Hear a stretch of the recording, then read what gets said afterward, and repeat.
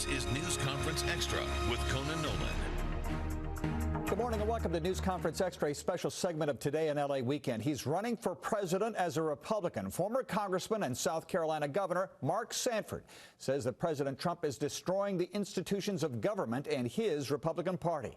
We talked with him during his visit this week to Los Angeles. Governor, thanks for taking the time. Pleasure. So, should the President of the United States be impeached by the U.S. House of Representatives? At the end of the day, I don't think so, because impeachment's a political document. Now, has he done things that I think one could argue are impeachable? Yes. But I think David Brooks wrote a fantastic column talking about the dangers of impeachment in this particular instance because it plays to Trump's hand. What it does is it reignites a personality context of Donald Trump versus Jerry Nadler. It seems elitist. It's 100 senators are going to decide versus 300 million Americans. So I think that there are real pitfalls to an impeachment process. That having been said, do I think what he did was wrong? Absolutely. David Brooks, of course, a columnist with the New York Times. Why are you running for president, considering the fact that the vast majority of registered Republicans in this country, particularly in states like Iowa, New Hampshire, and South Carolina, support President Trump? Because I believe we've lost our way as a Republican Party. The tenets that I got involved in when I first entered politics 25 years ago have gone by the wayside. So I think that we're in, frankly, a fight for our republic. We're a fight for the soul of the Republican Party. And we need to have a real conversation, because if not, I think you're looking at virtual extinction with regard to the Republican Party if you do another 4 years of President Trump. I think that at so many different levels we're going the wrong direction. I'll go back to politics again for one instance. I've represented a district that for the last 50 years has been a Republican district. For the first time in 50 years, it went Democratic in the last election cycle because soccer moms, working moms, young millennials in droves turned away, said, if this is what Republican is, I'm out. What are the tenets of the Republican Party that you say he has violated? I'd say first and foremost this notion of sustainable spending. I mean, we're headed down a track that we're not going to be able to recover from.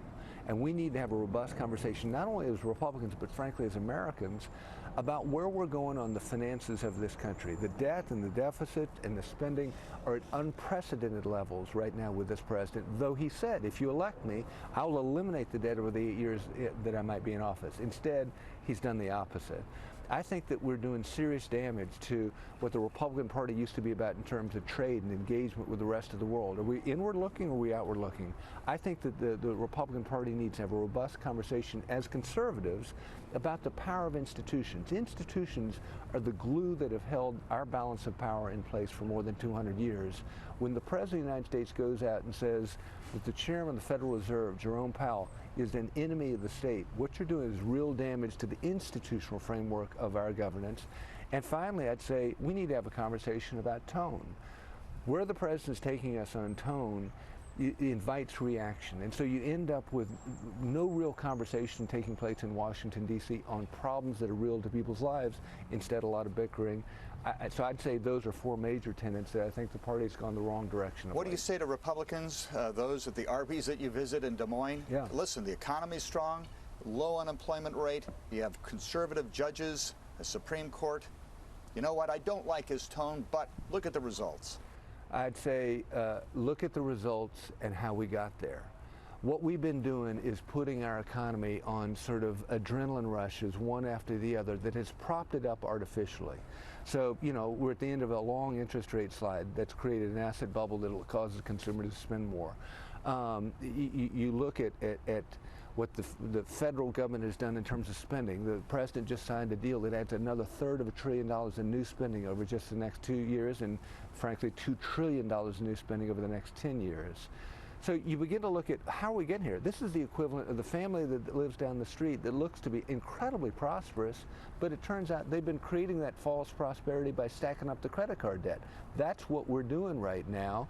And so, yeah, does it look kind of happy and comfortable right now?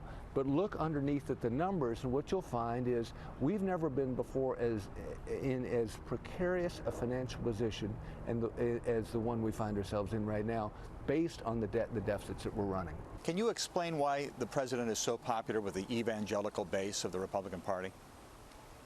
That one's perplexing. I don't know that I can properly answer your question. All I can give are two, I guess, vantage points. One is, I think it's something of a Faustian deal, wherein they say, I'm going to get good Supreme Court appointments, I think the economy's doing okay, we'll get a tax cut, and in exchange for those things, I'll look the other way on the real tenets of the Christian faith. I mean, if you look at the tenets of the Christian faith, what it talks about is, quote, the fruits of the Spirit: love, joy, peace, patience, kindness, goodness, gentleness, faithfulness, self-control. I mean, I don't want to judge another man's heart or spirit, but I do not see those kinds of things emanating out of the White House or with this president. So I think that a lot of what the president does and the way he does it is at odds with the Christian faith. I don't completely understand the embrace, other than say it's a Faustian deal, we're going to get some good judges, and we'll look the other way. What is the one message you want the voters in this state and the rest of the Super Tuesday states to take away from your campaign? We're in a fight for our survival as to what it means to be a Republican. We're in a fight for our survival in terms of our own republic. And we gotta get serious about where we're going as a country on debt and spending, on trade, on institutions, on tone.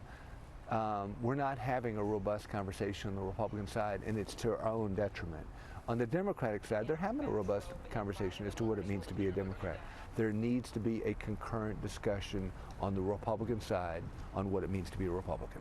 Former South Carolina Governor Mark Sanford in his long-shot campaign for the White House. More with NBC's Chuck Todd on the impeachment question out of Washington in a moment.